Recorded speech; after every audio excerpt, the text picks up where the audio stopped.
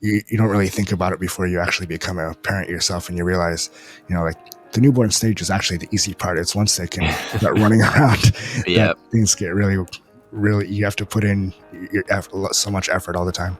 Hello and welcome to the Dad Dialogue podcast, the show where we talk about the successes and stresses of becoming a dad and being a dad.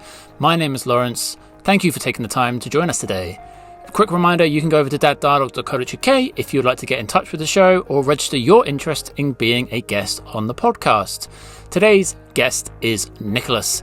Nicholas is based in Singapore. He actually grew up in America, but is actually adopted out of Korea. So we have a little bit of a chat today about the different culture, what it was like kind of being raised in an adopted family, and also how he kind of looks to grow and develop his own family with his 2-year-old daughter in terms of exposure to different cultures. We also talk about the culture of Singapore and what it's like to have a child there, and the kind of East meets West style of it. And I just think it's really interesting to share different stories around these sorts of things and how the different challenges that are presented with childcare in different places and the different things that people go through. So I really appreciate Nicholas joining us today. If you'd like to check out Nicholas, he has his own podcast called Before We Get There, where he talks to entrepreneurs, creatives, athletes, and other leaders about their own stories. So if you like that dialogue, I think you might like his show as well. So do go check that out. All the links will be up in the description. With all that being said, let's get into the conversation. So, Nicholas, thank you so much for joining us at the Dad Dialogue podcast today. Thanks for taking the time for coming on. Can you just start off by telling the listeners just a little bit about yourself and your family? Yeah, sure. So thanks for having me on. My name is Nicholas Braman. I grew up in the U.S. in Seattle, but I've lived off and on in Asia for a total of about 12 plus years and have been in Singapore for the past 10. I have a 2-year-old daughter with my wife. My wife is Chinese. I'm actually ethnically Korean. Long story, but I was adopted, so that's something I think we can probably get into later. But settled here. I work in marketing in the tech industry, and just loving being a parent and a father. That's awesome. That's really cool. I didn't know you were adopted. That's really interesting. Can we just pick up on that quickly? Yeah, I was born in Korea. My parents are classic white Americans, and in the 80s there was actually a lot of kids that were adopted from Korea. I believe the reason being that there's a lot of Catholics in Korea. And so birth control and abortion weren't a thing. Lucky for me, I guess. From what I know very little. I've never tried to find my birth parents or anything, but I think they were very young. And so I was in an orphanage for a while, and I moved to the US when I was 4 months old. And so I think it's becoming a father has changed my thoughts on adoption and being a parent a lot. Because, when you grow up, of course, my parents always told me, it doesn't matter that we're not blood related, which is true, right? It's the people who take care of you, who raise you. They were fantastic parents, had a good childhood. And so I kept that thinking. And then I realized after my daughter was born, she just happens to look quite a bit like me. and I'm not taking away anything from adoptees or parents who adopt. Certainly the bond that you have is that they're your parent. Your adopted parents are your parents if they're good adopted parents. But there is something that I wasn't expecting that's just a little bit different about having a child that you made and looks like you, and you can see yourself reflected in them. And certainly for adoptee, I'm sure I've picked up mannerisms and habits and personality traits from my adopted parents as well. But I did find that to be an unexpected thing that happened once I had my kid. So I assume your childhood might have looked different to the kind of average American's childhood who are related to their blood parents. Would you agree with that? And that's how it kind of feels a bit different when you did have your daughter? Yeah, I think so. Like I said, my parents did a great job. It's pretty obvious. Some adopted kids, if you're the same background it's not obvious. Being Asian and my Mm, parents being white was obvious from an early age that I mm, was adopted, but they made a great effort and were successful in me feeling like being adopted wasn't anything unusual mm, or that different. You know, we were hung out around other adopted families with adopted kids and that sort of thing. So that part was great. Um, but yeah, I think after having your own kid, it's I mean I'd be completely open for adopting kids if we decided to go that route. But mm, um, it's always, you know, it's just, I guess, because, you know, a lot of people, when you have uh, parents that people say you might look like, or, oh, you got your nose from your dad or your mm. mom. And I never had that growing up. So it's the first time when my daughter is here and looks like me that, oh, that's pretty amazing. Somebody, somebody looks like me. That's true. S- How how did it feel growing up in America? Did you have much of a connection to Korea as for like heritage and culture? Like, did you what was that process like? Kind of learning about where you came from in that sense. Yeah, so it's kind of ironic that I ended up living in Asia so much because I Yeah. grew up in a middle class white suburbia kind of area.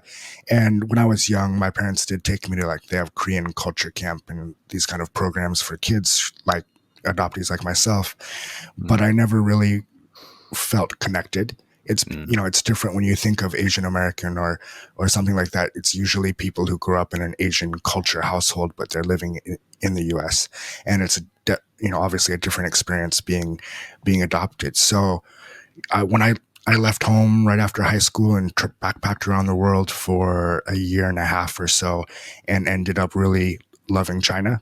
And mm. so I moved back there, taught English for a few years, and eventually settled down with my wife. And then we got an opportunity to come to Singapore, and we love it here. So we've been here ever since. Yeah, I mean, 10 years there is that's quite a long time. So you feeling settled there. Yeah, definitely. You know, it's a great country. It's a great mix of East and West. Mm, It's not quite as, you know, it's very connected. It's very international. There's lots of mm, expats here, lots of foreign workers, and but it still has that traditional.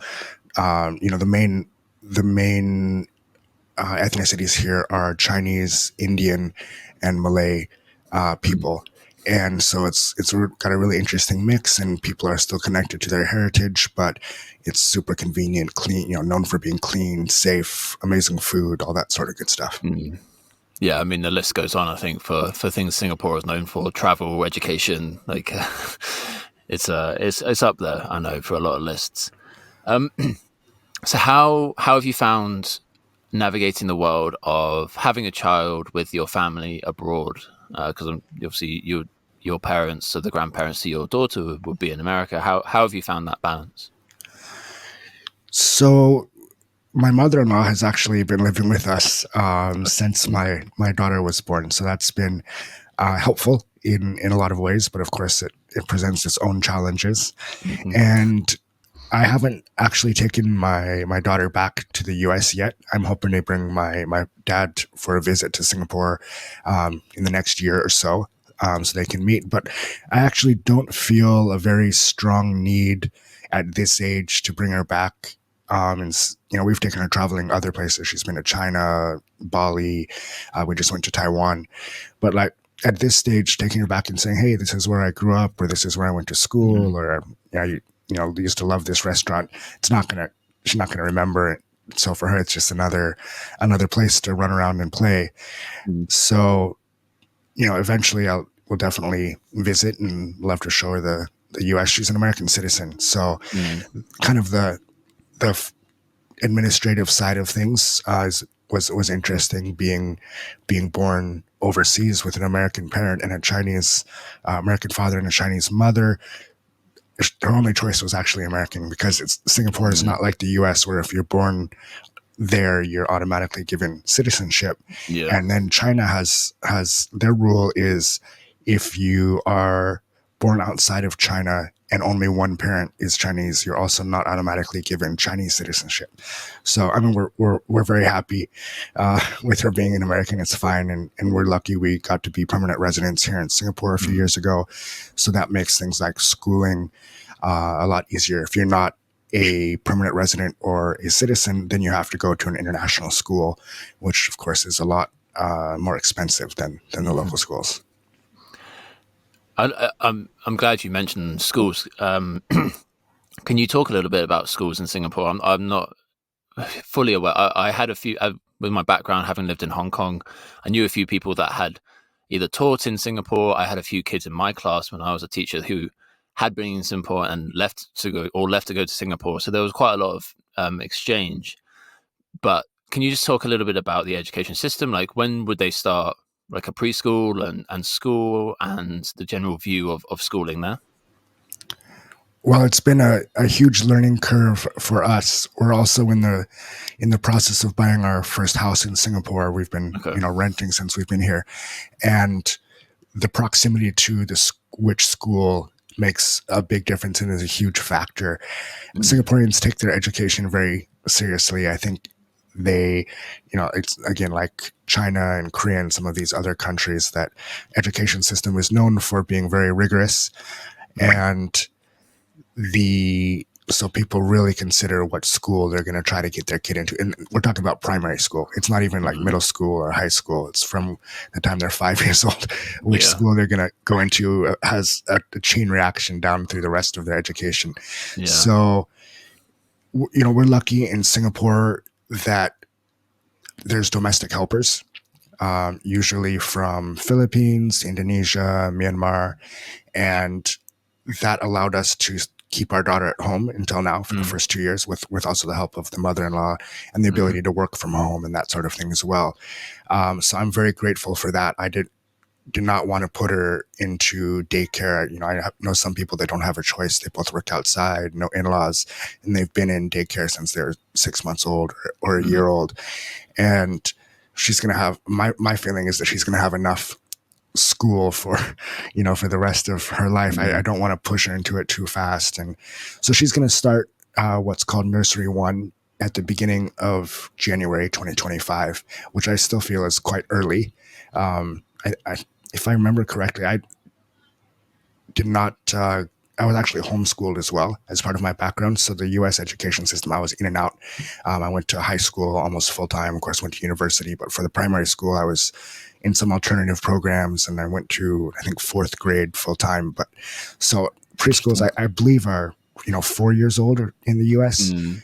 If I'm not wrong. So it still seems early to me, but it's what's done here. Like, and again, the way Singaporeans do their education, they have tuition, like extra classes on math or music or all these things after school. Again, from the time they're in primary school, they go to school all day, then they have these extra classes at night. Mm. So if you want to be, I guess, competitive or kind of have that formal education, you have to kind of keep up with what the neighbors are doing. I'm going to try to Yeah. keep a more relaxed as much as I can, attitude. I don't want her to be crying over homework at 11 o'clock at night, Mm. but it'll be a balance that we'll have to navigate as we go through it.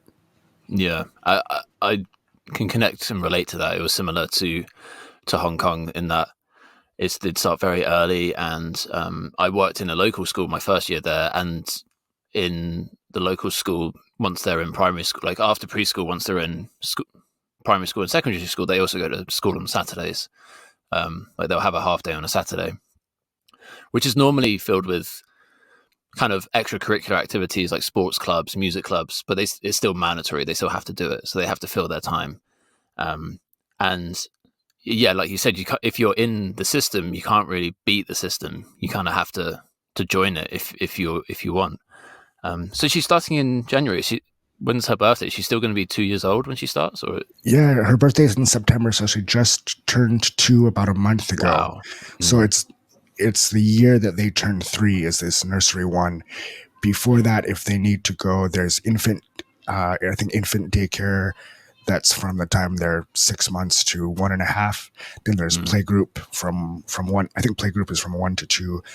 Right. Then there's 4 years of preschool potentially that they can do before they start primary school. Wow. Yeah. So, and will she be doing whole days, or is it just a kind of like a mornings or? Well, the preschool we chose doesn't have a half day option, but Okay. I've already told my wife I'm going to go pick her up early for at least the first few months. I feel I already am feeling really bad leaving, thinking about it in another few months when I have to drop her off and she's going to be crying, and because Yeah. now she doesn't even want me to go outside sometimes if I'm heading to the office or whatnot, and it's going to be heartbreaking for me. So Yeah. Yeah. I mean, like, let's just get into that for a second because I think it's really important. I went through a similar thing with my like that was part of the reason why we moved away from Hong Kong was that just this approach to raising kids, we wanted to kind of take a bit more ownership of it ourselves. And I'll say full disclosure, like I don't judge anyone else for what they want to do. Like you said, like people will have daycare from when they're 6 months, and if that's what works for them, that's what works for them. And every family is different. We found that what works for us is me staying home with them for this current time when they're this age. But then my son started at a preschool here in the Netherlands when he was just over 3, and yeah, you go through all these feelings of like of guilt and shame of like you're trying to like just drop and run sometimes like to make sure that like I'm sure people that have sent their kids to daycare for a long time, they kind of know the process of they have to learn to kind of say goodbye. Um, but that doesn't stop, I think, the parent kind of having some of those feelings. So is there anything that you're kind of like preparing for that process? Because that's still very young. Like, how are you kind of going to approach that? yeah, super young, and I feel it even with just how much time I spend with her on a day-to-day basis. The guilt comes in where oh, did I she's asking to play with me, but I have a Mm, work call or a meeting or what. And so I think it's definitely going to be worse. But I think as a parent, you have to think about what's in their best interest for the long term. And, certainly, like you said, no judgment on people who decide to send their kids to school even earlier. Um, you know, people need to work and provide for their mm, families. And that's an important aspect of it as well, even if the kid is too young to understand. So, mm, um, she's the good thing is everybody thinks their kid is smart, but she's super smart, and I think she's mm, getting a little bit bored at home. So I'm hoping mm, that having the stimulation, and she just had an assessment yesterday. She was actually uh, it was kind of the first time she's been through this type of thing, like kind of testing her of mm, put how do you want to stack these blocks up or push mm, this little thing over here. And it was the first time she's bonded or responded to an adult that she hasn't met before, and she yeah, like sat in the person's lap. Obviously it's a professional who's very good with kids and all that, but I was glad to see that, and it's made me think that okay, maybe this preschool thing won't be so bad after all. yeah. Yeah, you definitely have those moments, and I'm glad that you can kind of have that feeling of a little bit of release before it happens because it is, excuse me, it's pretty nerve wracking. Just exactly what's going to happen. Um, I just want to circle back a little bit to you mentioned having a helper, and can we just talk a little bit about what that looks like for people that aren't aware? We obviously spoke via email that I had the same experience in Hong Kong. I think it's going to be a very similar kind of setup. Can you just talk about what that looks like, the process of finding one, and kind of some of the boundaries you might have to put in place? it it has taken me a long time to get used to. So for people who don't know, Mm, in Hong Kong, in Singapore, it's quite common to have these domestic workers. They have a special type of visa, and big picture wise, for the locals and people who are able to hire this employee, I think it does a lot, especially for working mothers who are able to return to the workforce. They don't have to take as much time off. They don't have that gap in their career. mm, So double income families here seem a lot more common. I don't know the statistics or anything, but they seem a lot more common mm, than in the US, at least when I was growing up. And the So helpers are paid, frankly, not a lot of money, but it's more than they earn in their home country, Mm. and they're usually uneducated people who um, want an opportunity to save money and earn money and send it back to their families in their home Mm. country. And it took me. I'm still not totally used to it. The idea at first was very awkward. Growing up in the Yeah. States, I never knew anybody who had live-in help. That's for rich Mm. people. Even having a Yeah. cleaner, come by once a week was not something that I grew up with. So having the idea of having this full-time person in your house and you're asking them to take out the garbage and wash the Mm. toilets and all these other activities, like, it feels really awkward. It feels really bougie. Like, Mm. that's not how I've always done my own laundry. I've lived on my own Mm. for, the, 10 years, 12 years before I got married, and always done all my chores and all my cooking and done everything for me. So it was a very foreign concept. Mm. And we didn't hire a helper until after we had the kid. Um, so I think the mental aspect of, like, being morally or ethically acceptable to do this was one barrier, kind of hurdle to get through. And then just the day to day, getting used to having this person in your house become part of the family. But that's the awkwardness of the relationship, right? They're not actually part of the family. They're an employee. Uh, Mm. and so I think in general, it's quite common that Westerners treat their helpers a little bit differently than the locals do. There's lots of locals I know have friends who've had a helper for 15 years, and they do become part of the family. Mm. They've raised their kids basically, and there's also unfortunate and very horrible cases of people abusing their helpers or Mm. treating them very cruelly and not giving them enough food, that sort of thing. Mm. So it's a little bit of I would say kind of a gray area. But as a parent and in my personal experience in life, like I said, it's been very valuable in that we didn't have to send her to or to daycare very early. Mm. Without my mother-in-law and the helper there, we taking care of kids is you can't like say, oh, just sit here for a little while and go Yeah. have your meeting or do your work. It's like every second you have to be paying attention. And so Mm. that it also makes me have so much more respect and understanding for parents who are doing it on their own. And my mom was a stay-at-home mom growing up. And you don't really think about it before you actually become a parent yourself and you realize, like the newborn stage is actually the easy part. It's once they can start running around that Yeah. things get really, really, you have to put in so much effort all the time. Yeah.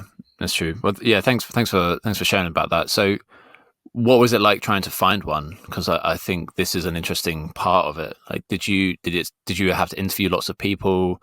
Um, yeah. What did that look like? So there are lots of agencies here. Mm. And again, it's really quite awkward. I've managed a team at work. I've hired people before, but hiring this helper to come live in your house feels a lot different than Mm. in a professional work setting.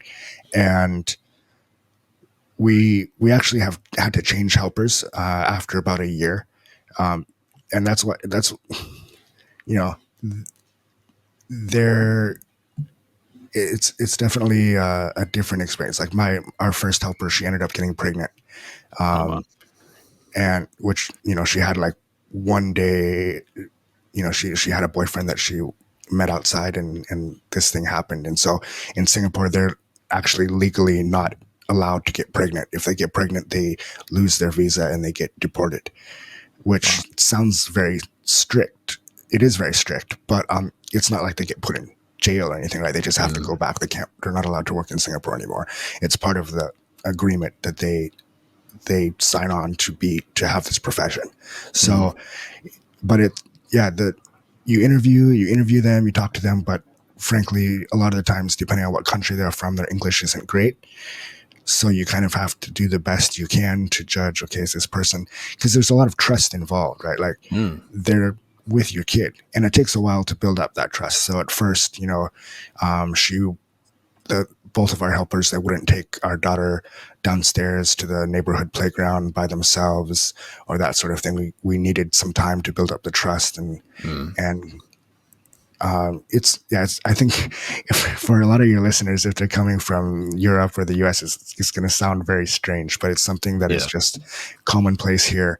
And like I said, I think it allows me to be a better parent when I am with my daughter.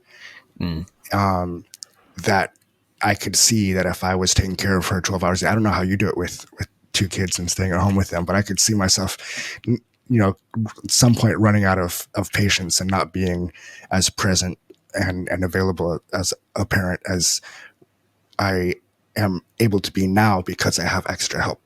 Yeah. Yeah. I think just to kind of touch on what you mentioned about with like the listeners, that I just want to kind of add a little bit of our story to it and the experience I've had of other people. It is just part of the fabric of, at least from my experience, the Hong Kong way of life. When my wife was pregnant, we were looking into this, and there just wasn't daycare. Like, that just wasn't an option. Like, there was things equivalent to daycare, but they started at they literally opened at 8 a.m. We were teachers. We had to get to work. We wanted to get to school at around about 7. That's when we started, so we could leave as soon as the day finished. So yeah, you don't really have an option if you do have a child in this place, at least from our perspective in Hong Kong. And yeah, it just puts so much pressure on finding someone. And we were incredibly blessed to find someone that was really, really good. It was like part of like a Facebook group. I think it was an Australian family were moving away. So their employee was looking for new work, and we went and found and interviewed her, and she joined. But yeah, it took a long time to build up trust. At that time, she joined us when my oldest was just like a newborn.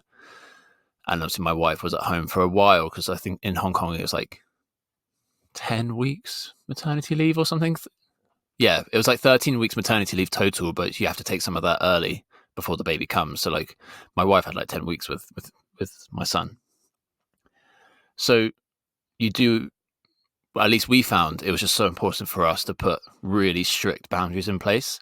And we made it very clear to her that this is the time that you stop working for us, and you go and have your life after this time, and this is your time off, kind of not outside of the normal mandated they have to have Sundays off. We would give her extra time, because we were just we want it to be very clear that the primary focus of your time is the care of our son and his well-being and his safety. So yes, you can cook and clean, but we don't care as much about that, because we can do that when we get home.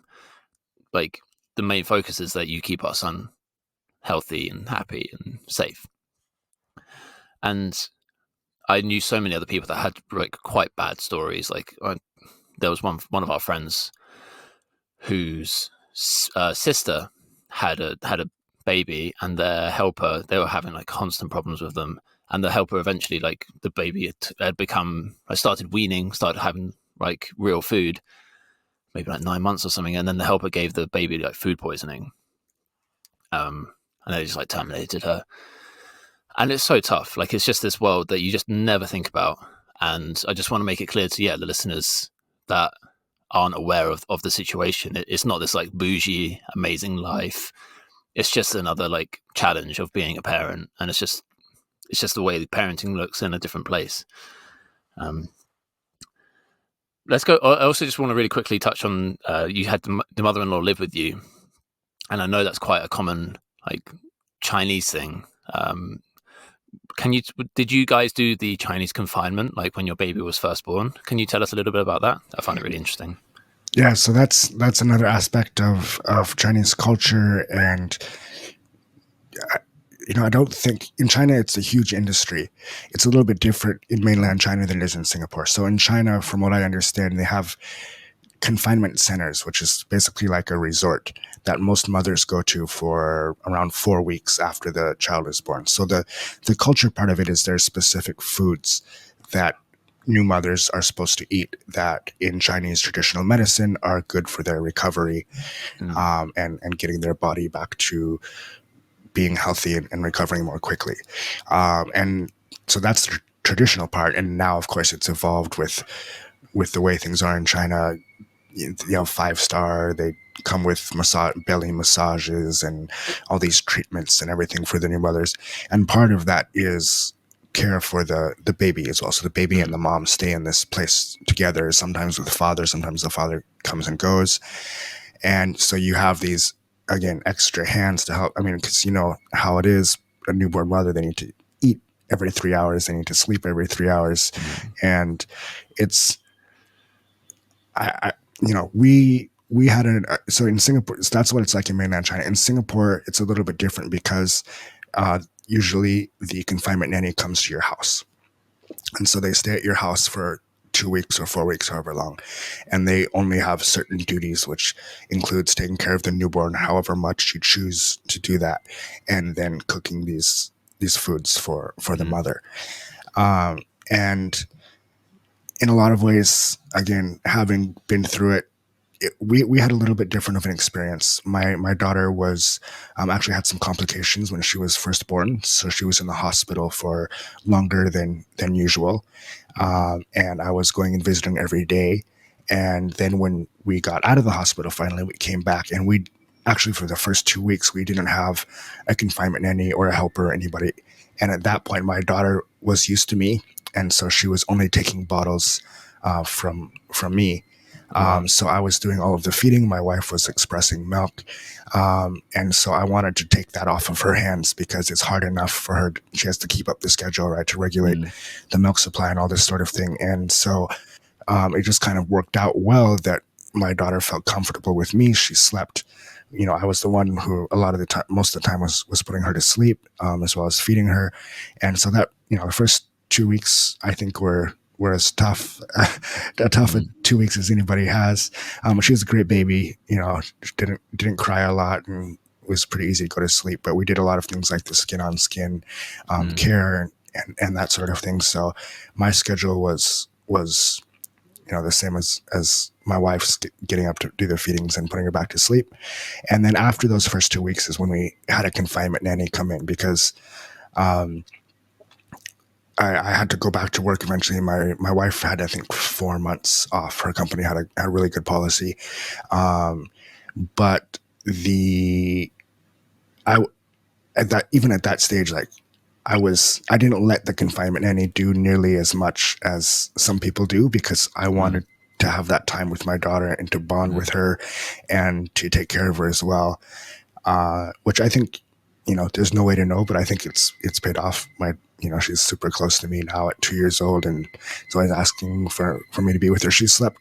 So I think co-sleeping is another thing that's quite different, maybe in some parts of Asia than in the West. It's quite common here for the baby to sleep in the same bed as the parents. You know, we took all the safety precautions, no blankets, no pillows, all of this sort of thing, but of her own will, she slept in the cot for I think the first 3 months or so, and then once she realized, oh, I can sleep with dad instead of in my cot, then that was it. There's no more sleeping in the cot. So for the first year and a half, she slept with me basically every night, except when I had business trips. And then just earlier at the beginning of the summer, she all of a sudden decided, oh, I want to sleep with grandma instead. And so now almost every night in nap time, she sleeps with grandma. And now she has we put an extra bed in that room. So she has quote unquote her own bed. And then once in a while she'll come and stay with me. But the confinement nanny part is, it's again a bit uncomfortable having somebody else in your house, but it's a big help, even just to wash the bottles and throw away the diapers. And it's just one less thing or some less things that as new parents you have somebody who's experienced, like, oh, she has throw up. I'm a new parent. It's just bad. Like you get, at least for myself, I used to get scared as a new parent, right? Like, is this normal? Is this just what babies do? Or is there something wrong? Do we need to take her to see the doctor? And so it was also helpful to have this person who's been with so many newborns over the years and has the experience to be able to pass on some of that knowledge to us. Yeah. No, I think that's a really important thing. And I think a lot of parents kind of go through that mental gymnastics of like, well, I'm the parent of this child. I'm the one that knows best. I'm the one that should be doing everything. But then like kind of submitting to yourself and sacrificing yourself was like, well, hang on, like there are people in the world that are doing this as their profession, and they've literally helped hundreds, if not thousands, of babies go from a baby to a toddler or a toddler to whatever. And it's kind of that like sacrifice of like, yeah, you're the parent and you're going to love him or love her or love him more than anyone, but at different stages there are different people that are more qualified to look after them than you. um, we'll get into, I just want to share a little bit about my second, because when I had that realization, I only had that realization with my second child when he was kept in the NICU for a couple of days after he was born. And like we went through, like my wife and I were like, oh, this is awful. We're terrible parents. So we're like, he's just been born and he's not with us. We can only go and visit him like during visiting hours on his ward. Like that's the only time we're allowed to go there for these 2 days. Well, I was only allowed to go and see my wife during visiting hours, and we were only allowed to go and see him during visiting hours. So you just go through these like these mental gymnastics of like, I'm a bad parent. I'm not there. I'm not doing this. I'm not there. But then once we got to that visit in the NICU, I just remember seeing all these women like looking after these babies, and they're just doing things literally like their second nature because they've done them for so long, like feeding the baby, burping the baby, changing the baby, like, whatever needs to be done. They're so expert at it. It kind of just made me realize, was like, well, no, the doctor says he needs to be here. This is the best place for him. These are the best people to look after him right now. And that's just how it is. And I need to kind of like accept that so that I can support my other son and my wife and be the emotional support that they need. I can't be depressed or upset about this because I need to be able to offer that emotional support. So can we come back round to your daughter being you told me she was in the NICU for, was it 2 or 3 weeks after she was born? Yeah. She had to stay for a while. I mean, everything was fine. She was healthy. She was just small, so Right. she had to learn to drink her milk. And very similar experience as yourself. Uh, feeling guilt, feeling sadness, feeling a lot of fear and worry that are they going to be okay? And everything worked out great. That the assessment that I mentioned yesterday, she's caught up to her peers already, and everything. So yeah, that was a big experience. I think that's a really great point about, it's probably what I need to think about taking her to preschool as well. Is that these are professionals. They know what's good for your kid. They're going to help. They're there to help. They're not taking away your kid, but it's good for them. But I also wanted to ask you, as a father of 2 kids, was there less of that fear and worry for the second one as the first?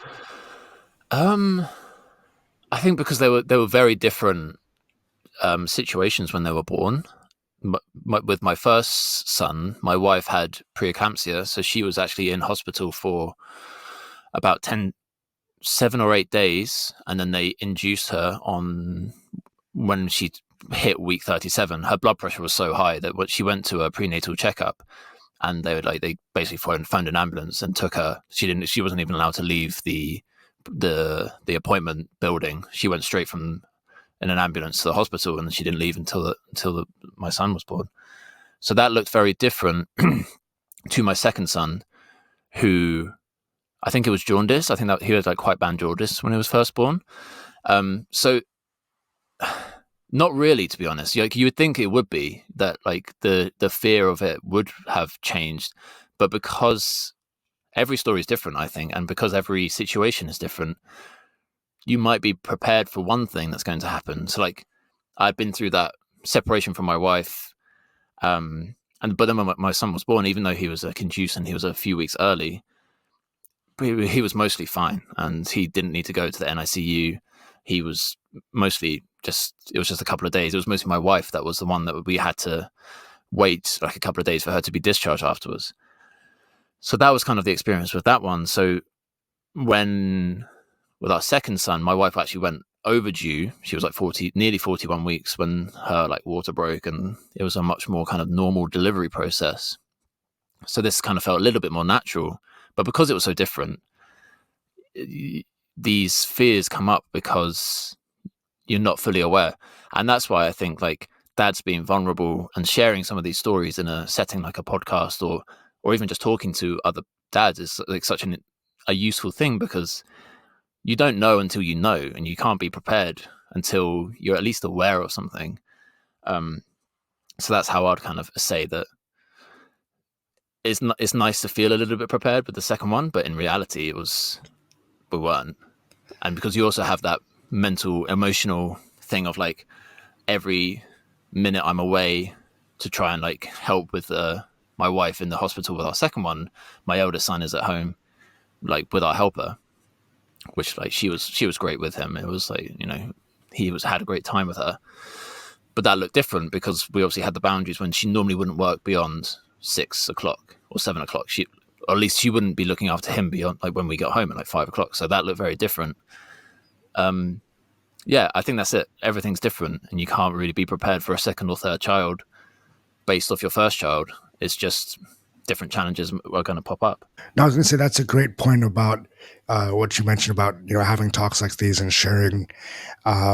It's actually one of the more interesting aspects of being a father that I realized is that it's so much easier to have small talk with people, and like when you have kids, there's always something to talk about, and as a fellow parent, you go through some of the same struggles and challenges and triumphs and feelings for your kid, and so you know even at work, like my boss's boss, a lot of our team, I guess probably because the age we all have young kids, and so it's always something. It's nice to be able to connect with other parents on. I never crossed my mind before I became a parent myself that would make you feel so much more connected to other people than if you don't have that experience, that shared experience. Yeah, it's true. And the reason why I started this podcast was because I saw the value in that, but also at the same time, small talk is like okay, like you obviously will talk about blah blah blah, like my son did this or he did that, and this is good, and we're applying to this preschool, and like that's the easy stuff to kind of talk about. And I found out after becoming a stay-at-home dad, we were trying to find relationships where we could have those conversations, and it was fine. But I just sometimes found like this is a new parent in my life. Don't know you that well. Like you're a stay-at-home mom, and like our kids get on, and it's great, but maybe we don't have the same values and the same beliefs or whatever. So I was finding like I had all these people in my life that we had this similarity with. It's like we can talk about changing clothes or potty training and all this kind of like surface level stuff, but the actual kind of like vulnerability of like I'm really struggling like with my temper or with my patience, and I'm struggling to model sensible emotions towards my children, or we're really struggling with sleep and I'm like losing all the sleep, and like to kind of go that next level. And it can sometimes feel a bit isolating. And I know the reason I started this podcast is that I really don't want any dad out there to feel isolated, because we've got to kind of do this together, and we've got to kind of help build each other up. And if people don't have a support network, then I think it's really important that they're able to kind of relax into a little bit of a story of someone else and just kind of like listen. I'm not here to give you advice on how to parent your daughter. I'm not here to give the listener advice on how to parent their child. We're just here sharing and talking. How have you balanced work and being a parent? Like, is the culture within your company quite driven, or are you able to kind of like balance your time nicely? So I've worked for two companies during the time that after my daughter was born, and so like I think I mentioned when I first introduced myself, I'm a B2B marketer in tech. I was looking after the ASEAN region at my previous company. Now I'm working after the whole APJ region, so Asia Pacific and Japan, which is basically everything in Asia. So like I mentioned, my current team, there's a lot of young parents, so we kind of understand, like even if you need to work late at night, but you can't work during just after school hours around dinner time. Mm, Everybody is understanding and flexible about that, which is great. I think it more goes again back to like my personal feelings of how much time I want to spend with my daughter. I tried it. mm, My daughter loves swimming. I started taking her to the pool since she was super young. So we try mm, to I try to either go on a walk um, or go swimming with her basically every day that I'm not traveling or out in an event to have that like you know time together specifically. mm, And then like I mentioned, that's one of the great things about working from home is that in between meetings, if I'm going out to the fridge to get a snack or make a coffee, you're able to interact with her for a few minutes, and mm, it's just you're not gone from the house for 8-10 hours a day, and you mm, don't see them when they only have the time with you in the mornings and the evenings. So yeah, my personally right now my company culture is great, but I think also that if I had to be in the office 5 days a week, or if maybe I had a different boss who was not as understanding, it's also how you manage yourself and manage your time and manage mm, expectations. Um, even before I had kids at previous roles, I've always been a proponent of this term called job crafting, where I think in most people's roles you have some flexibility about what you prioritize, how you mm, manage your workload, what you focus on, and I try to do that in a way that allows me to, for example, from a career perspective, to work on improving or getting better at the skills I think are going to help my career. And I think the same thing can be said about time management and how you mm, prioritize. People talk a lot of the mental health advice and this sort of thing. If it helps for you to go on a walk for 15 minutes in the morning and get out and clear your head, you're going to be more productive going through your day. And so that's kind of all intertwined. And certainly, um, as of so far the last 2 years, being able to have those few minutes with my daughter, being able to stop work and eat lunch with her, and mm, that sort of thing is I'm grateful for it, because I know obviously a lot of people are not able to do that. mm. But it's been a great, it's made me certainly, yeah, more mentally healthy and happier and everything else. So Yeah, that's awesome. That's awesome, awesome to hear you're kind of able to take that ownership of it and structure it around what you see fit and kind of making sure that your priorities are there in that you still care about your work. It's important, but you're still going to have it fit around your life and your family. Um, I think there's a lot of I think that's kind of like a generation of dads now is trying to take that ownership and working harder, like not longer, and really prioritizing discipline within a work setting and getting stuff done and shutting off rather than, like you said, that 10, 12 hours a day away. And just maybe some of the experiences that some other people have had, like our generations of the fathers of us and their fathers, has always looked a bit different. And I really appreciate hearing stories like this of that those few minutes you're going to look back. Once she's at preschool, you're going to look back on how much those few minutes that you get to spend with her, like quick snack here and there, and the benefit of seeing her, I'm sure. um as we come to the end of our time, the question I tend to ask all our guests towards the end is, if you think back to maybe a couple of weeks before your daughter was born, a few weeks before becoming a father, what do you think the Nicholas back then needed to hear? What one piece of advice might you give to yourself before becoming a father for the first time?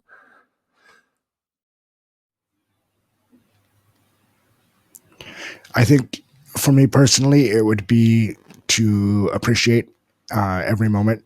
Mm, I think I'm quite lucky. So I would never, I wasn't the kind of person who, I've always gotten along with kids and my nieces and nephews and whoever.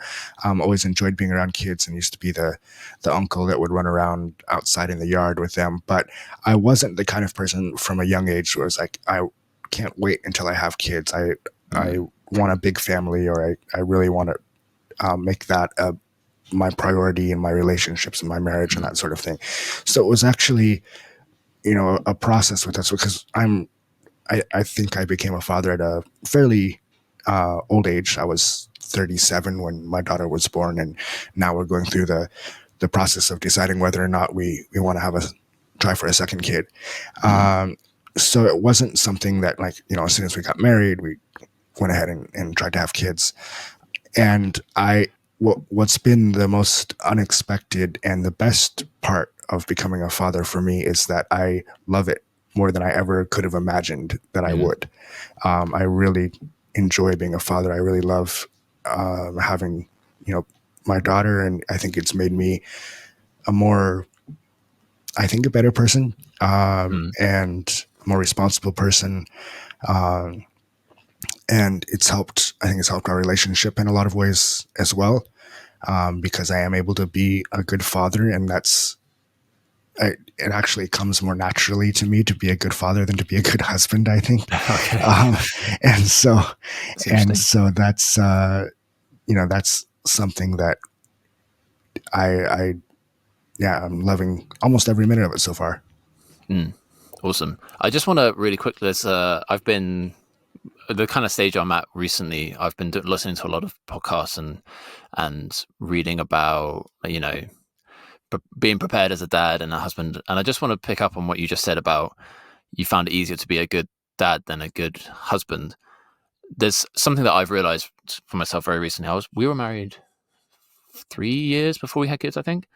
But I've realized, since becoming a dad, I put way more time, or have put a lot more time, into researching being a father and researching child development and these sorts of things. And I've recently been kind of like listening to some podcasts that are talking kind of about that, but also just about being a good husband. And they try and they bring it into the same thing. And, things that you can be doing, like being intentional within your marriage. And there was a few moments for me, like growing within my marriage, that I kind of realized, hang on a minute, I'm putting a lot of effort into this whole dad thing, but maybe I should, I need to be putting equal, if not more, effort into the husband thing. So I just want to kind of agree with you there that that's something that I'm still working on, and it's an important aspect of being a husband and a father, because kids grow up and they go to university and things, but your wife is there all the time. So I'm always trying to improve as a husband as well as a father. So I think that's a really nice way to end it, and an important thing to think about. Despite what the podcast is called, we're still called to have positive impacts on other relationships as well, like our marriages. So I think that's a great point that circles back as well as to what we were discussing earlier about letting experts be experts. I think probably most people have had relationships before they get married, and you feel like, oh, this is just our life. We don't need to work on that aspect of being on our relationship and being a husband. Whereas when you become a dad, it feels like something brand new that you've never done before. And, certainly looking to experts for these things that we may think we're doing or we are doing, but we could be improving at is something that'd be good for me as well. For sure, yeah. You'd be surprised at how many marriage experts there are out there. And there was one podcast I heard, a little bit of a tangent, but they said that you take your car, like if you have a car, you take your car to be serviced every year, to change the oil, for people to look at it, to make sure your brake pads are okay. You don't think yourself as a bad driver because your car's being looked at. You think yourself as a responsible driver for having your car inspected to make sure it's safe. And in the same way, seeking professional counsel on your marriage, like going to talk to someone, that's not only for when things are terrible and in need of dire repair. It's quite a responsible thing to do, to have a little bit of a service or an audit of a marriage. And they were trying to make that comparison of, like you said, there are experts out there. There are people we can talk to. It doesn't just have to be when things are, in that horrendous place that need repair. So maybe that can be a piece of advice for someone to take away from this episode. So Nicholas, I really appreciate your time. It was awesome getting to chat to you. Thanks so much for joining us for the Dad Dialogue podcast. Well, great. Thank you very much. I had a great time talking to you. Thanks for having me on the show. Yeah, thanks for making the time. And there we have another Dad Dialogue conversation. Of course, a huge thank you goes out to Nicholas for coming on the show and sharing his stories with us. I really enjoyed talking to Nicholas. And again, if you want to hear more from him, his podcast is called Before We Get There. and all the links are in the description. I'd really recommend checking out his show and giving it a listen. So thank you so much for joining us today. You can follow me at That Dialogue on Instagram. You can get in touch on the website, thatdialogue.co.uk. I hope you have a wonderful day, and I hope to talk to you again soon. Goodbye.